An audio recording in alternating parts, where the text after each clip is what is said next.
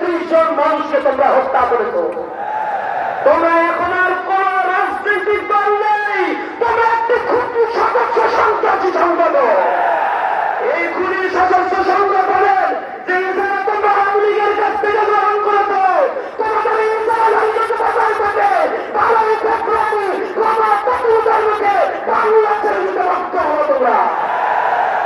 আমরা সহনশীলতায় বিশ্বাসী।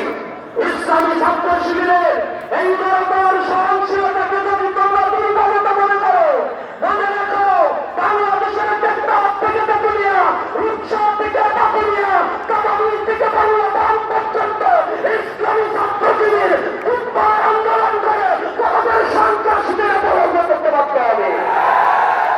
আমরা ধৈর্য ধারণ করছি। তোমাদের সাথে দীর্ঘদিনের আমাদের বসা ক্যাম্পাস গুলোকে তোমরা স্থিতিশীল করতে চেয়েছো, আমাদের ভাইয়ের রক্ত বেরিয়েছ। আমরা সামনের পানি মানুষের কাছে পৌঁছে দিতে চেয়েছি।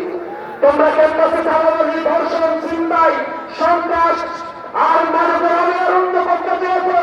ইসলামী ছাত্র শিবির শান্তির কথা বলে শিক্ষার্থীদের মানবিক মূল্যবোধ সম্পন্ন একটি একাডেমিক ক্যাম্পাস গড়ে তোলার প্রতিশ্রুতি দিয়ে জনগণকে দিয়েছিল। শিক্ষার্থীরা ইসলামী ছাত্র শিবিরের উপরে আস্থা এবং বিশ্বাস রেখে ইসলামী ছাত্র শিবিরকে ছাত্র সংসদে নির্বাচিত করেছে। আমরা শিক্ষার্থীদের দেওয়া কথা প্রতিশ্রুতি রক্ষা করে চলেছি। আমাদের জীবনের সর্বোচ্চ চেষ্টা দিয়ে শিক্ষার্থীদের পাশে দাঁড়িয়ে তাদের জন্য নিরাপদ, নারীদের জন্য, আমাদের বন্ধের জন্য একটি নিরাপদ ক্যাম্পাস গঠনের জন্য আমরা চেষ্টা করে যাচ্ছি।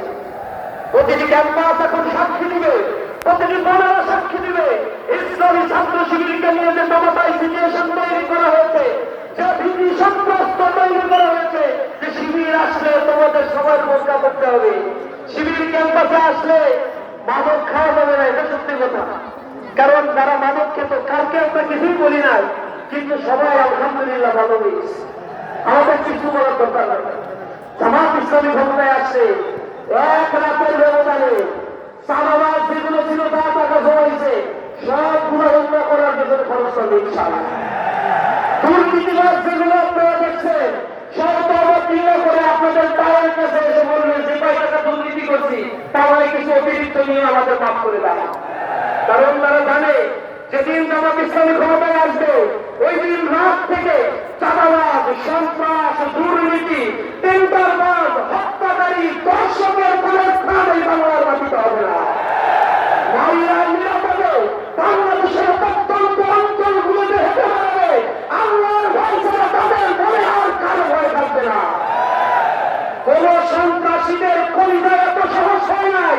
জামাত ইসলামী ক্ষমতায় আসার পরে নারীদের দিকে অঙ্গুলি নির্দেশ করে কোন বেয়াদবি আচরণ করতে পারে, তাদের হাত কেটে দেওয়া হবে, যে হাত দিয়ে সন্ত্রাসী কর্মকাণ্ড তারা করবে। আমার দেশের নাগরিকের নিরাপত্তা তারা নিশ্চিত করতে পারে না। যারা বিগত 15 বছরে অমুক্ত, ক্ষুধার্ত, নেত্র, জন্তু, জানোয়ারের মতো জনগণকে টুকরা টুকরা শেষ করতে চেয়েছে, এই জনগণ আজ প্রত্যন্ত অঞ্চলে খুশি উঠেছে। কোন চালাবাজের অবদান নেই, বাংলাদেশ পরিণত হবে না।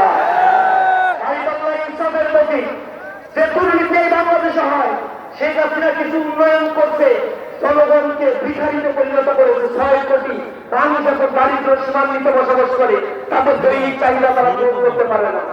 এদেশের টাকা বের হয় আওয়ামী ফ্যাসিবাদের আমলে এই সরকার যোগ বিয়োগ করে $234 বিলিয়ন বের করেছে, যেটা এদেশ থেকে শুধু আওয়ামী লীগ পাচার করছে। দুর্নীতি অন্য বিষয়, শুধু পাচার করছে $234 বিলিয়ন US। এই টাকাটা যদি দেশে থাকতো তাহলে বাংলাদেশের 7 বছরের ডেভেলপমেন্ট বাজেট করা সম্ভব ছিল।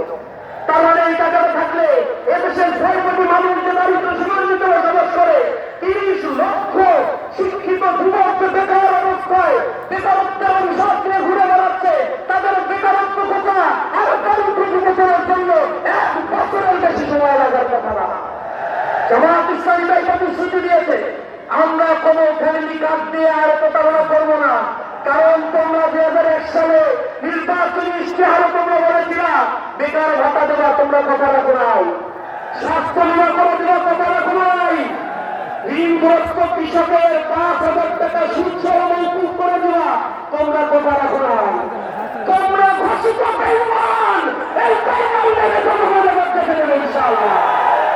জামাত ইসলামী ক্ষমতার যতটুকু অংশগ্রহণ করেছে, এমপি করাপশন কমিশন গঠন করে সার্চলাইট দিয়ে এক সুতার দুর্নীতি জামাত ইসলামের ব্যাপারে প্রমাণ করতে সক্ষম হয় নাই। তাদের বিরুদ্ধে কথা বলে 71 নিয়ে এসে জাতির মধ্যে নির্বাচন ছাড়া, পুরাতন মিথ্যাচার করা ছাড়া তাদের হাতে আর কোনো হাতিয়ার নাই। তাই প্রস্তাবের সেই ইতিহাসের বানাগারি যারা আমাদেরকে বলে রাজাকার, তার বাস্তব যারা অধীর রাজাকার, তাদেরকে এটা খুঁজে দেখতে বলে। সুতরাং আমরা বলতে চাই, এ বাংলাদেশ ইনসাফের বাংলাদেশ করার জন্য জামাত ইসলামের কোন বিকল্প বাংলাদেশে নাই। তারই বাংলাদেশে রোড উঠেছে, নগর শহর গ্রাম ঘাট বন্দরে মানুষের পণ্য পরে এখন যে ইনসাফের কথা বলবে আর কোন খুনি সন্ত্রাসী চালাবাদীতে পুনর্বাসন করলে ভোট আপনাদের কেমন আপনিও আল্লাহর কাছে দায়ী হবেন। ভোট দিয়ে যদি সন্ত্রাসীকে নিযুক্ত করেন, নির্বাচিত করেন, কিয়ামতের বাজারে আল্লাহর কাছে দায়ী থাকবে। টাকা দিয়ে তারা ভাগ করার চেষ্টা করছে। আমরা বলছি এই টাকা হালাল, আপনি এলে সমস্যা নাই, কারণ এই টাকা হচ্ছে চাঁদাবাজির টাকা। ওরা নিজের পকেটের টাকা দিয়ে রাজনীতি করবে, এগুলো শয়তানও বিশ্বাস করে। শয়তান এটা শুনলে হাসে, কারণ তারা এই ক্ষমতার লোক ছাড়া দ্বিতীয় কোনো অপশন তাদের হাতে না। এই কারণে যে টাকা তারা এখন খরচ করবে নির্বাচনের নামে, সেই তার চাইতে কয়েক গুণ বেশি টাকা তারা উসুল করে নেবে। এ কারণেই তারা জনগণের পেছনে এখন 500-1000 টাকা করে বিক্রি করছে। এদেরকে চিহ্নিত করে রাখতে হবে।